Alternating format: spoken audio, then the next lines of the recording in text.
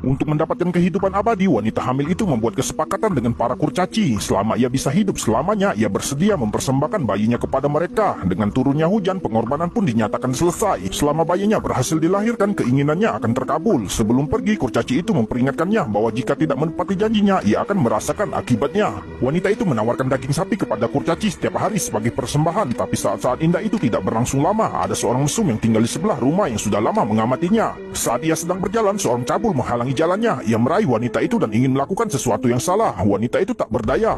Pada saat kritis, kekuatan misterius merenggut orang cabul itu dan wanita itu melarikan diri. Malam harinya, kurcaci itu masuk perlahan sambil membawa tas kain. Setelah meletakkan tas itu, kurcaci itu pun berbalik dan pergi.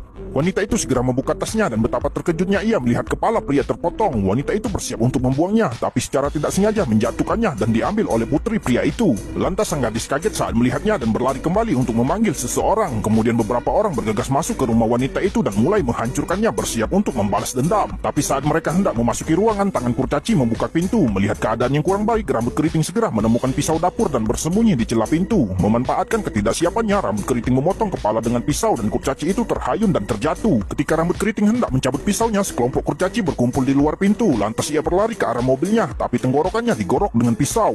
Pada saat yang sama, cairan ketuban wanita tersebut pecah dan ia akan melahirkan. Namun gadis di depannya ingin membalaskan dendam ayahnya. Melihat nyawa wanita itu dalam bahaya, sekelompok kurcaci tiba-tiba mengelilinginya dan menjatuhkan gadis itu.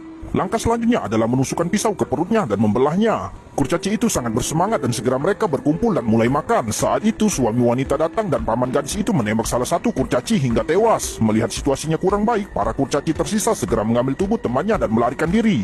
Melihat keponakannya yang tewas, paman langsung menodongkan pistol ke perut wanita itu. Pada saat kritis, anjing di sebelahnya bergegas menggigit pistol di tangan pria itu. Saat mereka bertengkar, wanita tersebut mengambil senjata dan menembak kepala pria tersebut. Tak lama kemudian, wanita itu berhasil melahirkan bayinya dan ia menepati janjinya serta mengorbankan bayinya kepada kurcaci. Namun ketika mendengar tangisan bayi tersebut, wanita itu menyesalinya. Ia ingin mengambil kembali bayi tersebut. Wanita yang kesal itu melemparkan batu dan mulai melawan dan mengambil kesempatan untuk menikam kurcaci itu sampai mati. Tapi itu belum cukup. Ia bergegas masuk ke kamar dan mencabut mata ratu kurcaci.